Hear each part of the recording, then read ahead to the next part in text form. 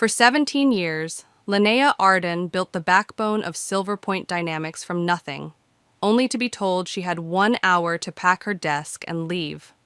No warning, no thank you. Just a cold dismissal after nearly 2 decades of loyalty.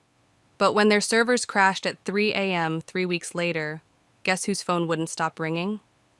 When Linnea joined SilverPoint, it wasn't even a real company. Just 3 people working above a print shop with 2 servers sitting next to a coffee maker. While others chased bigger paychecks and fancier titles, she stayed, transforming those humble beginnings into a network that rivaled industry giants. "We're family here," the founder used to say. Linnea believed it. She wasn't flashy. She didn't demand attention. But every piece of code that powered their multi-million-dollar infrastructure carried her fingerprints.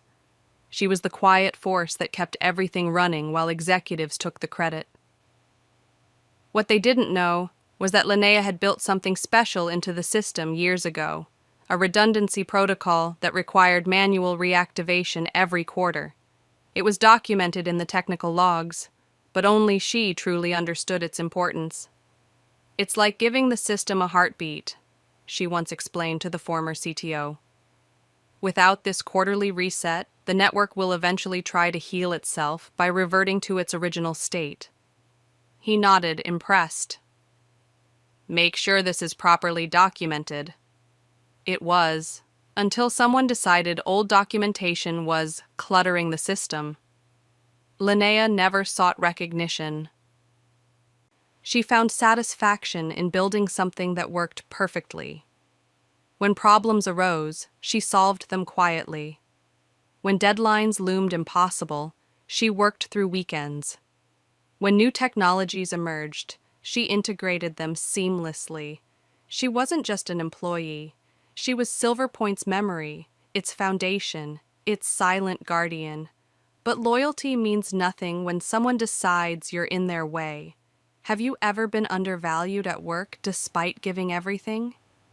Tell me in the comments if you've experienced workplace betrayal like Linnea's, and subscribe to see how she responds when those who dismissed her suddenly need her most. The trouble began 5 years before Linnea's termination, when Damien Holt arrived as the new director of operations. Tall, polished, with a smile that never reached his eyes, he moved through the office like he owned it from day one. "I'm here to take SilverPoint to the next level," he announced in his first company meeting. The board members nodded eagerly. They saw his Harvard MBA and executive wardrobe. They didn't see what Linnea noticed immediately, a man who measured everyone as either useful or obstacles. Within weeks, Damien had charmed every executive. He spoke their language: ROI, market penetration, scalable growth. He never missed an opportunity to be photographed with important clients. His presentations dazzled with colorful graphs and confident predictions. But Linnea saw through him during their first technical briefing. "So, this cloud migration you're proposing," he interrupted her mid-explanation, "will it improve our quarterly numbers?" "It's not about quarterly numbers," Linnea replied. "It's about building infrastructure that won't collapse under growth." Damien's smile tightened. "Let's focus on what the board cares about, shall we?" After that meeting, a colleague whispered, "Watch out for that one. He doesn't like people who know more than him." Linnea dismissed the warning. She wasn't interested in office politics, only in doing her job well. Then came the first presentation to investors. Linnea had spent weeks perfecting a new data architecture that would cut processing costs by 40%. She prepared detailed notes for Damien to present. But when the meeting came, Damien didn't use her notes. Instead, he presented her work as his own innovation. "My team and I developed this approach," he said smoothly, never acknowledging her presence in the room.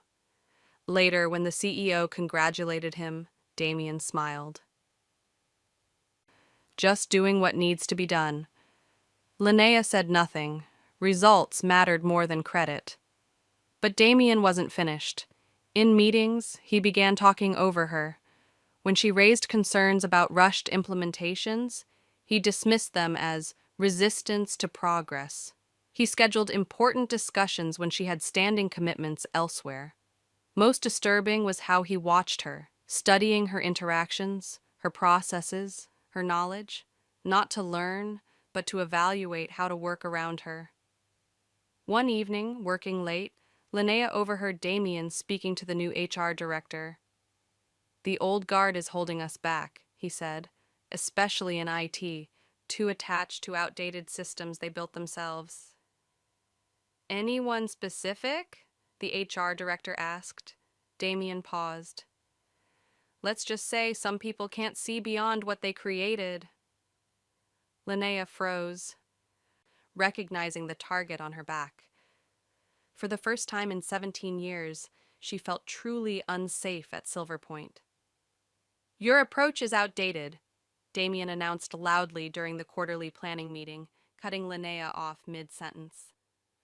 20 pairs of eyes turned to her, watching for her reaction. This wasn't just disagreement, it was public humiliation, and everyone knew it. Linnea took a slow breath. "The approach I'm suggesting prevented 3 major outages last year alone. And yet," Damien smiled thinly, "we need forward-thinking solutions, not backward-looking fixes." This was becoming Linnea's new normal. After 17 years of respect, she now faced daily undermining from a man who'd been with the company for less than 5. The shadow campaign against her intensified when Damien issued a company-wide memo about streamlining documentation. On the surface, it seemed reasonable: reduce paperwork, simplify processes. But Linnea immediately recognized the danger. "We can't delete the legacy documentation," she protested in Damien's office. "Those notes explain critical system dependencies." Damien leaned back in his chair. "Everything essential should be in the current manuals. Anything else is just clutter." 2 days later, years of technical notes vanished from the company servers, including the detailed instructions about the quarterly redundancy protocol Linnea had built. When she discovered this, she marched to IT. "Who authorized deleting the archived documentation?" The new IT manager, hired by Damien, shrugged. "Direct orders from operations. Said it was slowing down the servers." That night, Linnea stayed late recreating the most critical documentation on her personal drive. As she worked, voices drifted from the conference room where Damien was having drinks with executives. "Some people just can't adapt," she heard Damien say. "Linnea's brilliant with what she knows, but it's all legacy thinking. She's dead weight from another era." Someone laughed. "So what's your plan?" "I'm restructuring the technical teams, breaking up her little kingdom." Linnea's hands froze over her keyboard. The next day, she discovered what he meant. 3 of her team members had been reassigned without her knowledge. When she questioned it, she was told it was temporary and for cross-training purposes, but she knew better. Damien wasn't just attacking her position, he was isolating her, piece by piece, making her increasingly irrelevant. "You should update your resume," whispered Chris, her most loyal team member. "He's systematically pushing you out." Linnea shook her head. "I've built everything here. They need me." "Need and want are different things," Chris replied, "and Damien wants you gone." What Linnea didn't know was that Damien had already begun interviewing her replacement, someone younger, less experienced, and most importantly, someone who would never question his authority. The email announcing Marianne Keller as SilverPoint's new CEO landed in everyone's inbox on a Monday morning. The founder was stepping down to pursue other opportunities, corporate speak for being pushed out by investors hungry for an IPO. Linnea read Marianne's credentials with growing unease. Harvard Business School, former VP at a Fortune 500 tech company, known for aggressive growth strategies and streamlining operations. The message was clear: change was coming, and it would be swift. This is our chance, Damien told the executive team during their first strategy meeting with Marianne. We need to shed dead weight before going public. Marianne nodded, her sharp eyes scanning the room. I want efficiency reports from every department by Friday. Show me who's essential and who's not. Linnea tried 3 times that week to introduce herself to Marianne. Each time, Damien intercepted. Let me handle the technical briefings, he told Marianne within Linnea's earshot. Some of our team get lost in the details and can't see the big picture. By Wednesday, Damien had positioned himself as Marianne's guide to SilverPoint's operations. By Thursday, he was joining her for lunch. By Friday, they were closeted in day-long meetings where Damien presented his vision for modernization. Linnea knew she needed to act. She prepared a comprehensive overview of SilverPoint's technical infrastructure, the vulnerabilities, the strengths, and most importantly, the critical maintenance procedures like the quarterly redundancy protocol. I need 10 minutes with Marianne, she told Damien's assistant. Her schedule is full for the next 3 weeks, came the reply. That night, Linnea sent her report directly to Marianne's email. The next morning, she received a brief response. Thank you. I've forwarded this to Damien for review. The following week brought the biggest system update in SilverPoint's history, migrating their primary customer database to a new platform. Linnea worked 72 hours straight, ensuring everything transferred correctly. When it succeeded without a single glitch, she allowed herself a moment of pride. At the company-wide meeting announcing the successful migration, Marianne praised the leadership that made this possible. She turned to Damien. Your team has done exceptional work. Damien smiled modestly. Just doing what's best for SilverPoint's future. Linnea sat silently as applause filled the room. Not once was her name mentioned. After the meeting, she overheard Marianne asking Damien, who handles the back-end infrastructure maintenance? My team has it covered, Damien replied smoothly. We've simplified everything. The old systems were unnecessarily complex, designed to make certain people indispensable. Marianne nodded. That's exactly what we need to eliminate before the IPO. No single points of failure. Linnea walked away, a cold realization settling in her stomach. In trying to make herself valuable, she had made herself a target, and Damien had just painted a bullseye on her back. Linnea, this isn't personal. Those were the first words Marianne spoke when Linnea entered the CEO's office that Friday morning. Damien stood by the window, arms crossed, a hint of satisfaction in his eyes. 17 years of loyalty, reduced to a 60-minute exit. We're restructuring the IT department, Marianne continued, not quite meeting Linnea's gaze. Your position has become redundant. Redundant. The word hung in the air like a slap. The woman who had built SilverPoint's entire digital infrastructure from 2 servers and a dream was now unnecessary. Your director has convinced me that your role can be absorbed by the operations team. Marianne gestured toward Damien. They'll be implementing new automation systems that will streamline what you've been handling manually. Linnea's eyes flicked to Damien. The automation systems Marianne mentioned were ones Linnea herself had designed, projects Damien had dismissed as unnecessary just months earlier. I see, was all Linnea said. HR will handle your exit package. Marianne pushed a folder across the desk. You'll be given 1 hour to collect your personal belongings. For security reasons, IT has already revoked your system access. Of course they had. Heaven forbid she should have a chance to sabotage the systems she'd spent nearly 2 decades perfecting. Do you have any questions? Marianne asked, clearly hoping there would be none. Linnea had many. Why wasn't she given a chance to defend her position? Why was there no transition plan for her responsibilities? Who would handle the quarterly redundancy protocol that kept their entire network stable? But she asked none of them. No questions, she said quietly. A young HR representative escorted her to her desk. Colleagues averted their eyes as she packed her few personal items, a coffee mug, 2 framed certificates, and a small flash drive containing personal scripts she'd written over the years. Damien appeared as she was finishing, pretending to check something on a nearby computer. "Nothing personal," he echoed Marianne's words. "Just business evolution." Linnea looked at him directly. "You've removed the person who understands how everything works." Damien smiled. "Systems don't need people to understand them. That's the beauty of automation." As security waited to escort her out, Linnea took one last look at her computer. She could have deleted files. She could have changed passwords. She could have left time bombs in the code. But she did nothing. She simply logged off and handed over her badge, because she knew something they didn't.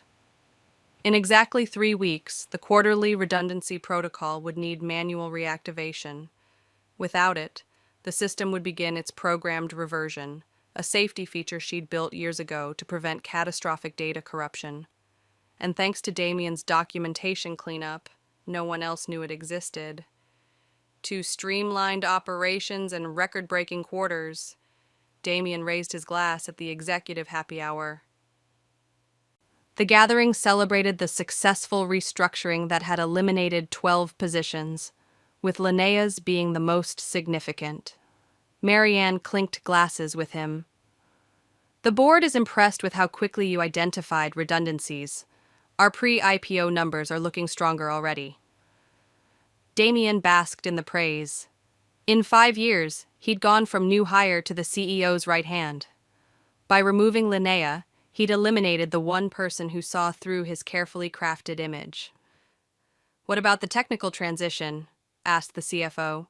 "Any hiccups?" "None," Damien replied confidently. "I've assigned 3 junior developers to streamline her overcomplicated systems. They're already finding ways to make everything more efficient." What he didn't mention was that those junior developers had spent the past week trying to decipher Linnea's code architecture, with limited success. "Sir, we're not sure what this subroutine does," one had told him that morning. "It seems to connect to some kind of system reset, but the documentation is missing."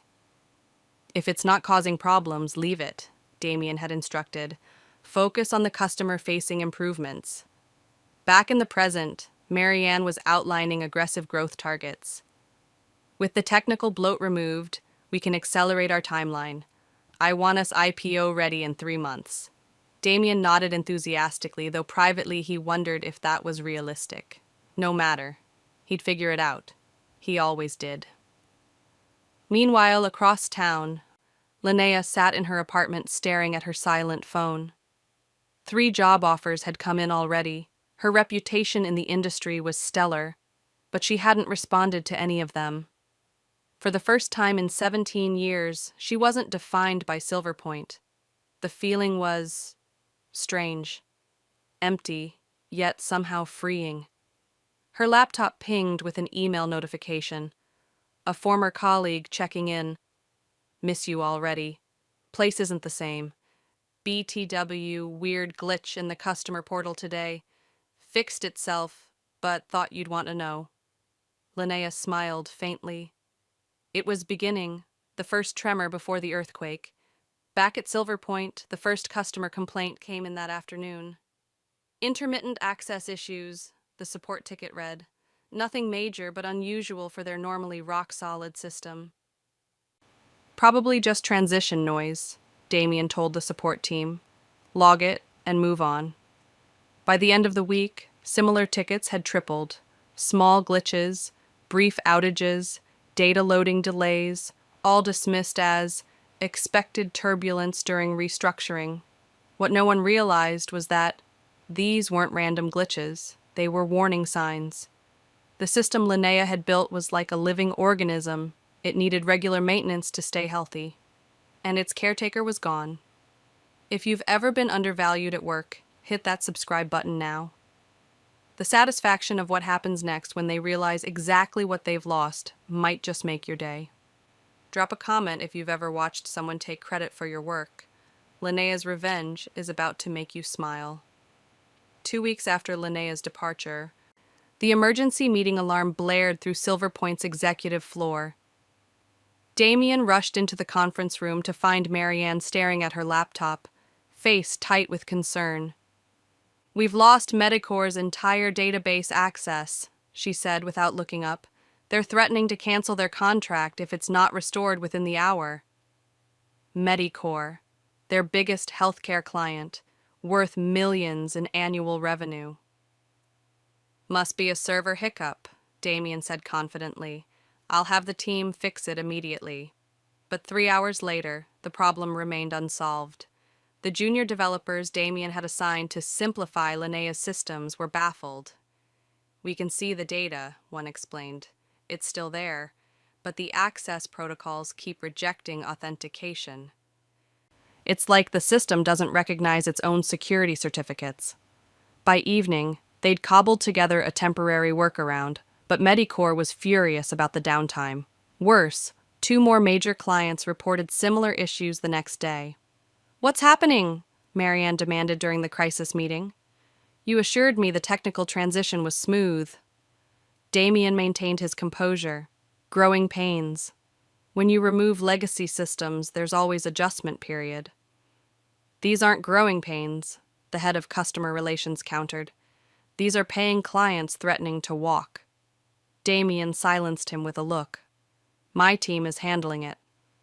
But they weren't. Each fix seemed to trigger 2 new problems. Customer complaints doubled, then tripled. System performance degraded mysteriously. Backup routines failed without explanation. "Should we call Linnea?" Chris from IT suggested during a particularly frustrating troubleshooting session. "She would know." "Absolutely not," Damien snapped. "We don't need her. The system just needs optimization." What none of them realized was that the quarterly deadline for Linnea's redundancy protocol had just passed unmarked and unnoticed. The countdown had begun. In her apartment, Linnea watched her email fill with LinkedIn notifications as former colleagues updated their profiles. 3 more SilverPoint employees had jumped ship this week. They could sense what was coming. Her phone rang, a SilverPoint number. She let it go to voicemail. "Linnea, it's Chris. Look, I'm not supposed to call you, but we're having some weird issues with the authentication servers. If you could just give me a hint about..." She deleted the message. This wasn't her problem anymore. But that night, she found herself unable to sleep, staring at the ceiling as she mentally calculated how long it would take for the system to begin its full reversion cycle. The small glitches they were experiencing now were just the warning tremors. The real earthquake was still coming. 3:04 a.m. The moment SilverPoint's digital heart stopped beating. Later, the technical team would discover that at exactly 3:04 a.m., the main server cluster initiated an automatic rollback protocol, a safety feature designed to protect data integrity during catastrophic failures. But without the quarterly reset Linnea had always performed, the system didn't know where to roll back to. So it chose the beginning. All of it. The first person to notice was a night shift security guard who saw the monitoring screens in the server room suddenly flash red, all of them, at once. By 3:17 a.m., the automated alert system had awakened every technical staff member with high-priority emergency notifications. By 3:30, Damien was speeding toward the office, his confident facade cracking with each panicked call. "What do you mean everything is down?" he shouted into his car's speaker. "That's impossible." "Not just down," the lead developer replied, voice tight with stress. "The system is actively fragmenting data across servers.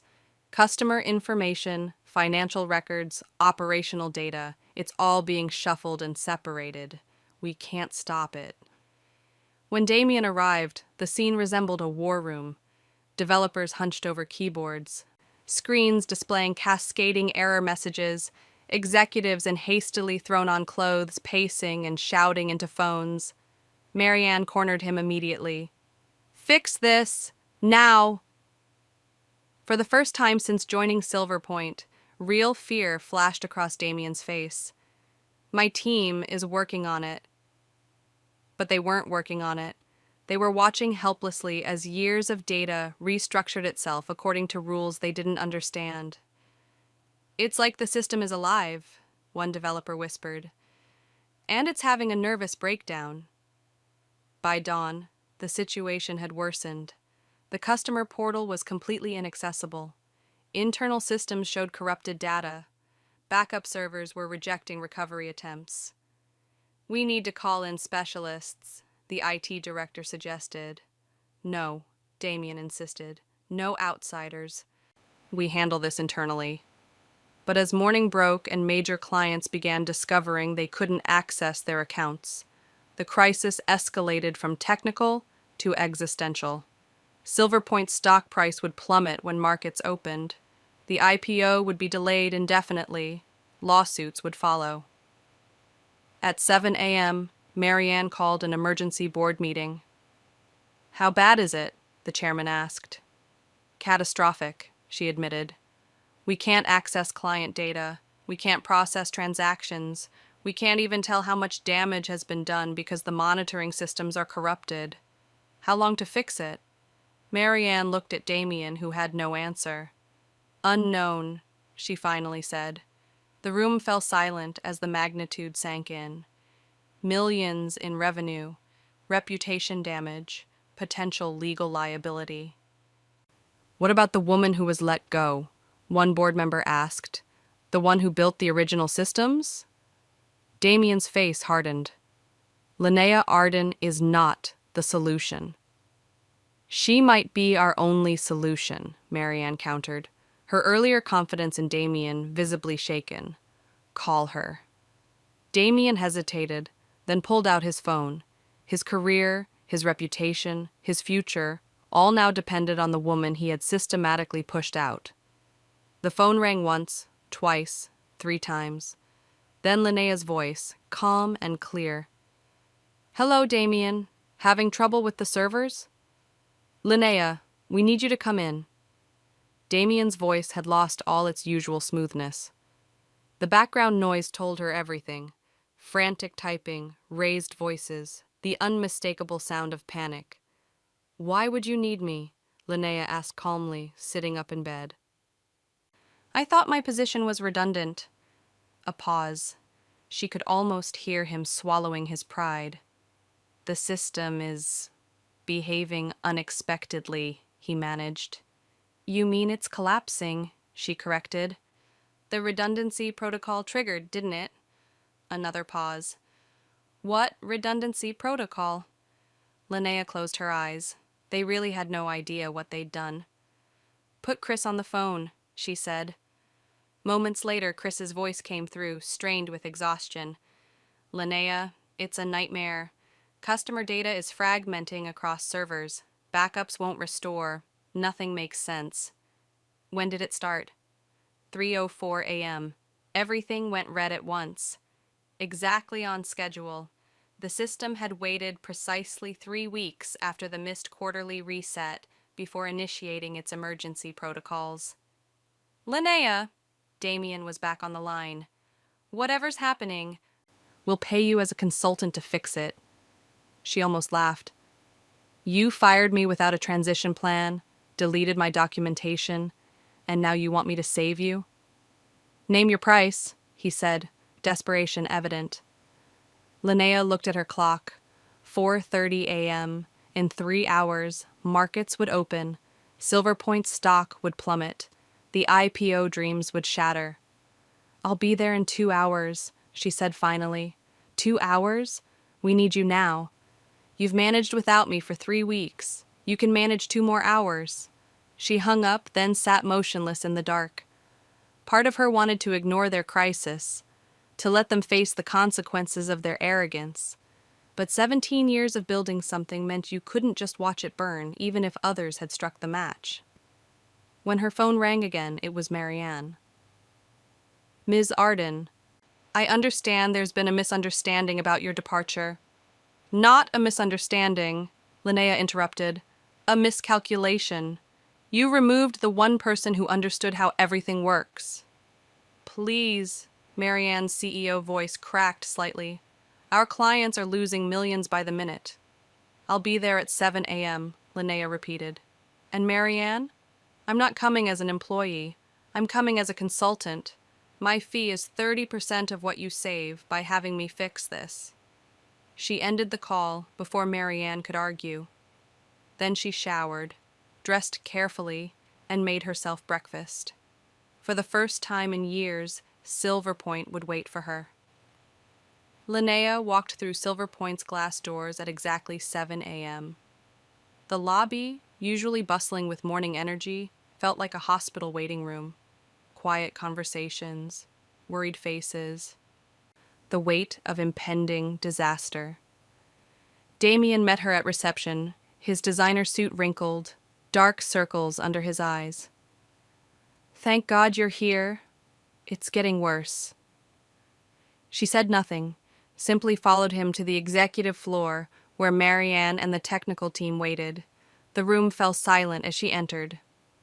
"Linnea," Marianne stepped forward, hand extended. "Thank you for coming." Linnea ignored the hand. "Show me the server logs." A junior developer quickly pulled them up on the main screen. Linnea scanned the cascading error messages, nodding slightly. "Just as I thought. The redundancy protocol activated and initiated a full system reversion." "What redundancy protocol?" Marianne asked, echoing Damien's earlier question. Linnea turned to face the room. 5 years ago, during our major migration, I built a safety system, a protocol that requires manual reactivation every quarter. It prevents catastrophic data corruption by monitoring system integrity. "Why would you build something that needs manual intervention?" Damien challenged. "That's inefficient." "Because automated systems can't always recognize subtle corruption patterns," Linnea explained patiently. "The quarterly reset was documented in the technical logs, the ones you ordered deleted during your streamlining." The room temperature seemed to drop as all eyes turned to Damien. "Can you fix it?" Marianne asked, cutting through the tension. Linnea studied the error logs again. "The system is reverting to its pre-migration state. It's fragmenting data across servers according to the original architecture." "But can you fix it?" Marianne repeated. "Yes," Linnea said. "But there's a problem." She pointed to a specific error message. "See this? Access denied. Security protocol engaged." When my credentials were revoked without proper transition, the system registered it as a potential security breach. It's now in lockdown mode. "So unlock it," Damien said impatiently. "I can't," Linnea replied. "Not directly. When you removed my access, you triggered security protocols I designed to prevent exactly this kind of situation, where someone might force me to compromise the system." The implications sank in slowly. Damien had not only removed Linnea, he had inadvertently activated her most sophisticated security measure, one that prevented even her from making direct changes now. "Are you saying it's unfixable?" Marianne asked, horror creeping into her voice. "I'm saying it can't be fixed with a simple password override," Linnea clarified. "We need to guide the system through a controlled reversion, then rebuild from secure backups." "How long will that take?" the CTO asked. 4 hours, if everything goes perfectly." 4 hours? Damien exploded. "Markets open in 20 minutes. We'll lose millions." "You already have," Linnea stated flatly. "The question is whether you want to lose everything." Marianne stepped between them.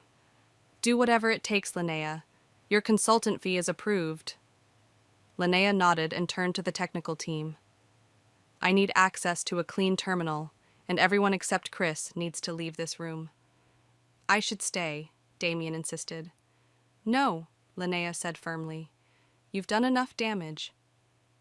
As the room cleared, Linnea sat down at the terminal.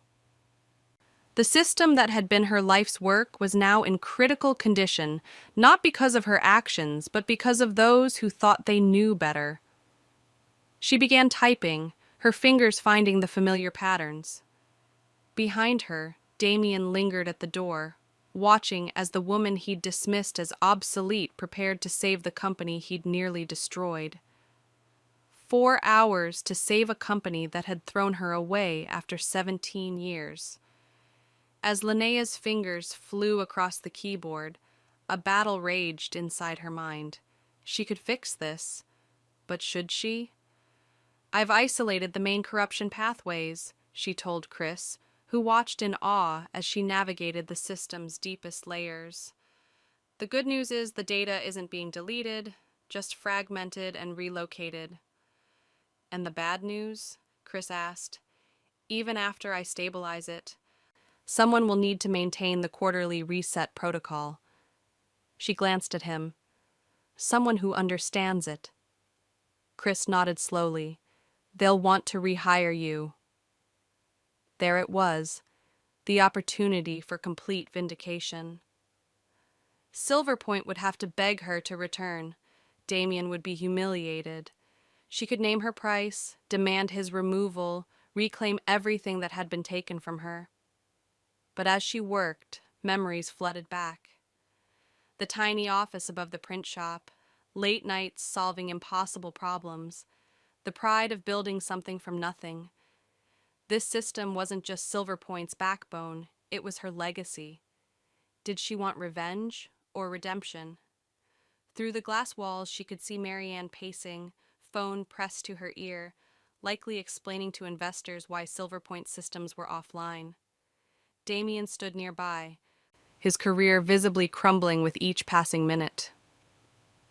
"Linnea," Chris interrupted her thoughts. "The board is asking for updates. They want to know if you'll come back full-time." She paused, fingers hovering over the keyboard.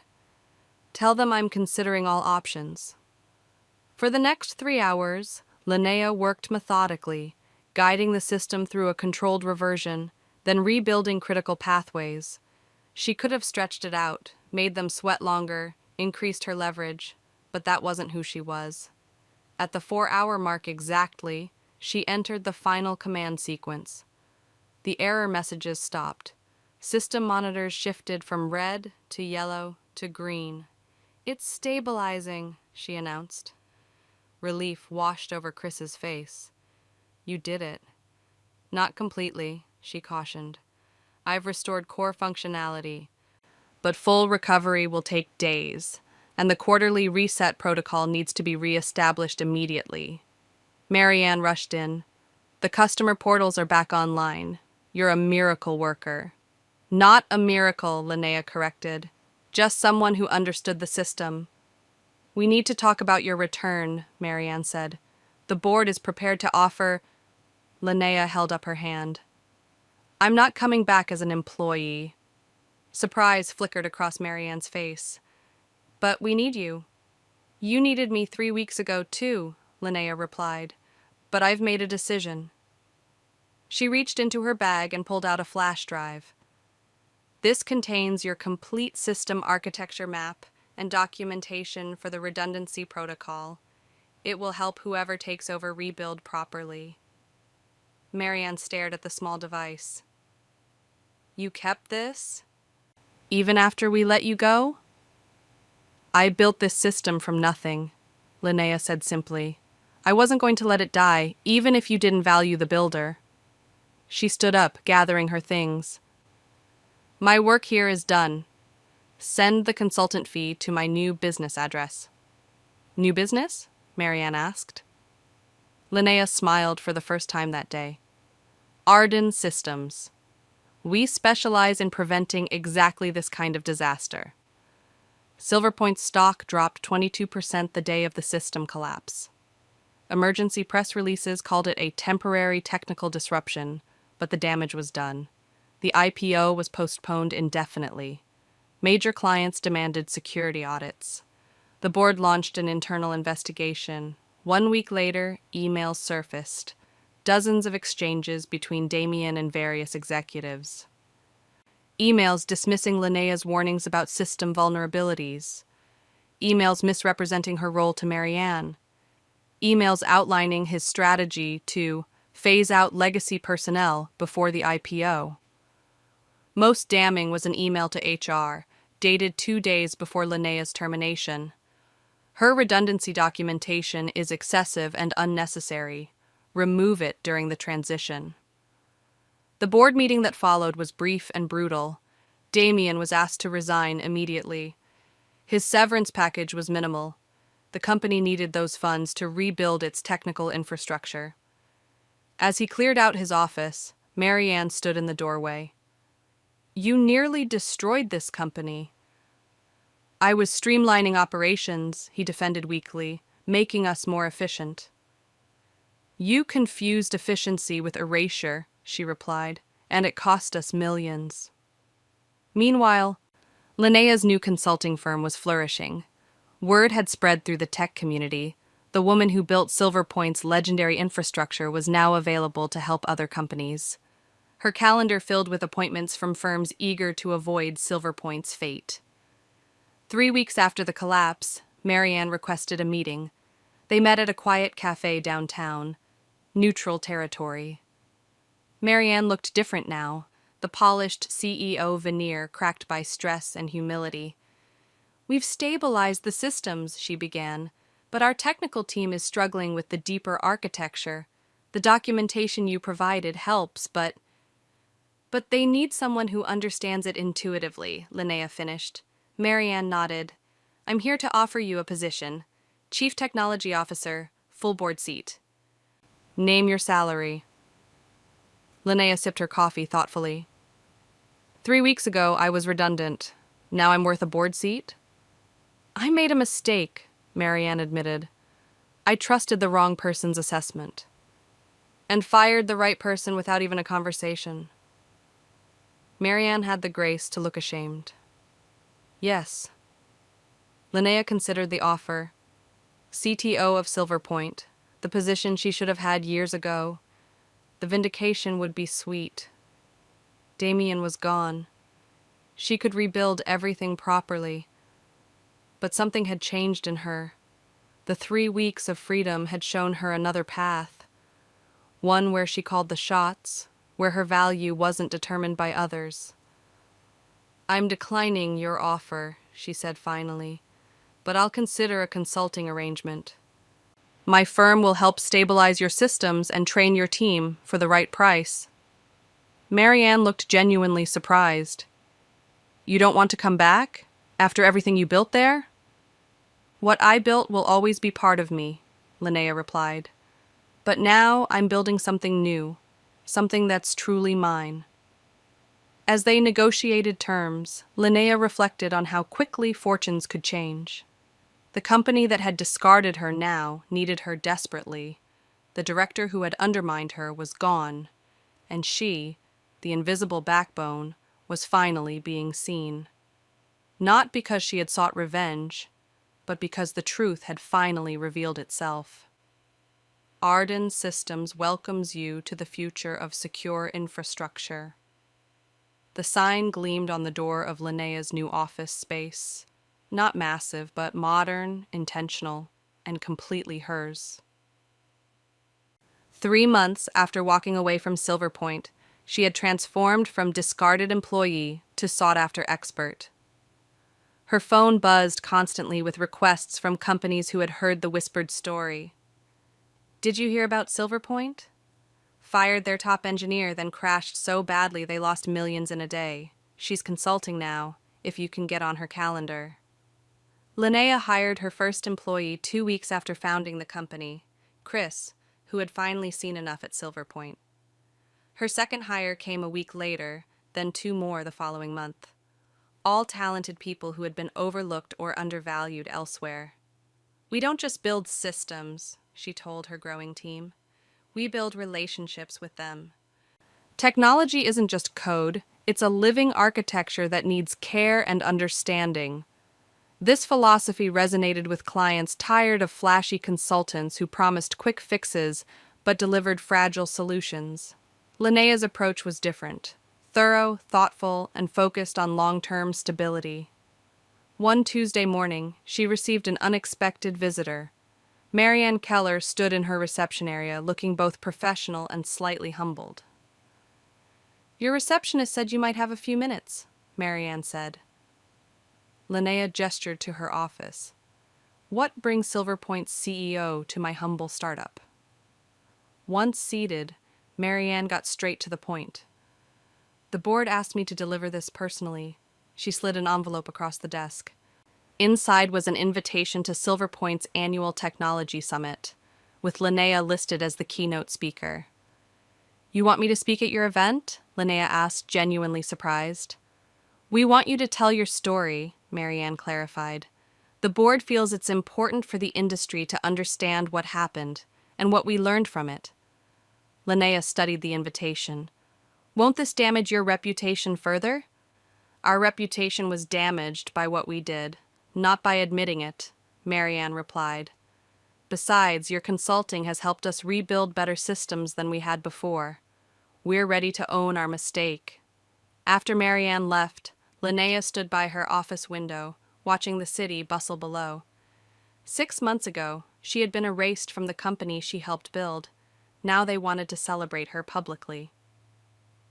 The irony wasn't lost on her, but neither was the opportunity to share the lesson she had learned. True value always reveals itself eventually. That evening, as she locked up, Chris asked, Are you going to do it? Speak at their event? Linnea smiled. Yes, not for them, but for everyone who's ever been made to feel invisible. Ardan Systems regrets to inform you that we cannot accept your business at this time. Linnea's words hung in the air as the executives from Hudson Technologies shifted uncomfortably in their seats. But we're prepared to pay your premium rate, their CEO insisted. We need your security audit before our merger next month. Linnea closed her laptop deliberately. The issue isn't your budget, Mr. Reeves. It's your connection to SilverPoint. Confusion crossed his face. Connection? We're competitors. 6 months ago, your company attempted to poach SilverPoint's clients during their system crisis, Linnea explained. You offered lower rates while knowing their infrastructure was compromised. That's just business, he defended. Perhaps. But what you didn't know was that one of those clients had already signed a cybersecurity agreement that included my oversight. The CEO paled slightly. I don't understand. When you tried to integrate their data into your systems, you failed the security audit. Not because your systems were inadequate, but because you were attempting to absorb potentially corrupted data without proper protocols. She stood, signaling the meeting was over. My company doesn't support predatory business practices, Mr. Reeves, even against former employers who treated me poorly. After they left, Linnea's assistant handed her a message. Marianne Keller called, said it was important. Linnea returned the call immediately. We just lost the Hudson deal, Marianne said without preamble. They were our last hope for salvaging the quarter. I know, Linnea replied. They came to me for a security audit. A pause. And you turned them down. I did. Another pause. Why would you protect us after everything? I'm not protecting SilverPoint, Linnea clarified. I'm protecting the integrity of systems I helped build. There's a difference. Later that afternoon, an email arrived from Marianne. Linnea, today. I finally understand what we lost when we let you go. It wasn't just technical expertise or institutional knowledge. It was integrity. You built something we can't replicate because you built it with values we didn't recognize until they were gone. The board has approved a partnership proposal with Ardan Systems.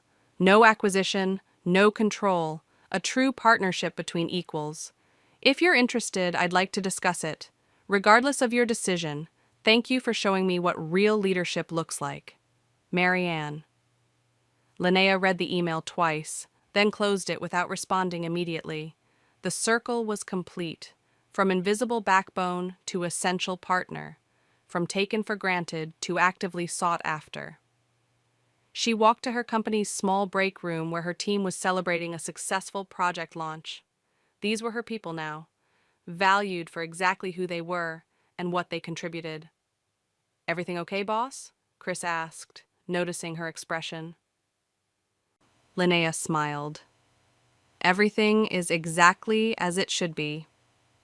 She would consider Marianne's offer, but not today.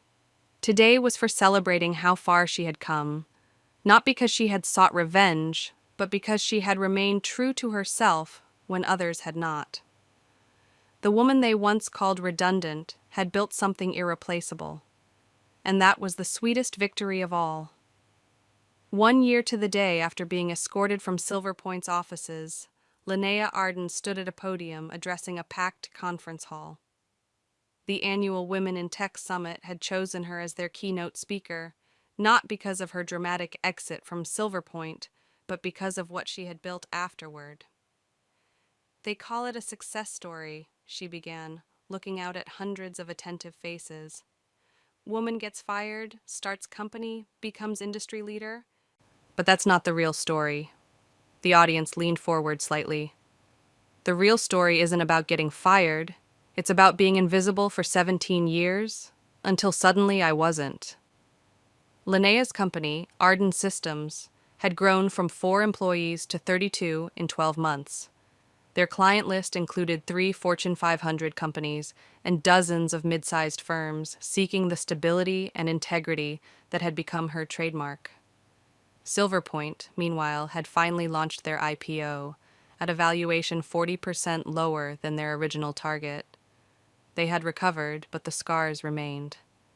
Marianne still served as CEO, humbler and wiser for the experience. People ask if I sabotaged SilverPoint systems, Linnea continued. The answer is no.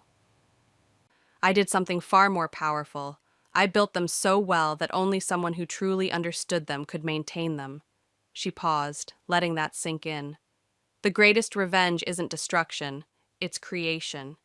It's building something so valuable that its absence becomes your vindication. In the front row sat 5 young women, Linnea's newest hires, all from backgrounds traditionally overlooked in tech. They watched her with the same quiet determination she had once brought to a tiny startup above a print shop. The director who pushed me out thought he was eliminating competition. What he really did was free me to become something more powerful than an employee, a creator on my own terms. After the speech, a reporter asked Linnea about the partnership between Ardan Systems and SilverPoint, a collaboration that had surprised the industry. Isn't it awkward working with the company that fired you? The reporter pressed. Linnea smiled. I don't work for them. I work with them. That's the difference between then and now. Later that evening, Linnea hosted a small gathering at her company's offices. Her team, a few close clients, and, surprisingly, Marianne Keller. To invisible builders, Marianne raised her glass in a toast. May we never underestimate them again. Linnea clinked glasses with her former boss, now business partner. And to visible ones, may we create space for more of them. As the party continued around her, Linnea stepped away to her office for a moment of quiet reflection.